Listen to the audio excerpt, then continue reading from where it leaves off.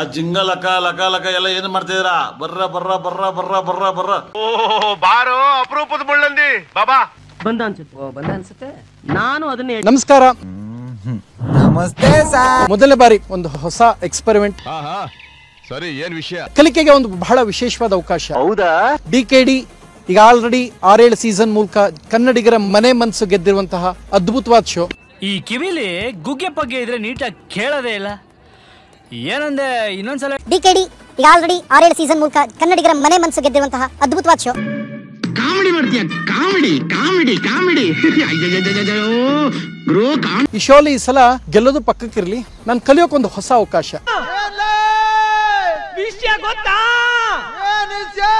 ಈ ಅವಕಾಶ ಮಾಡಿಕೊಟ್ಟ ಜಿ ಕುಟುಂಬಕ್ಕೆ ನನ್ನ ಕಡೆಯಿಂದ ಧನ್ಯವಾದಗಳು.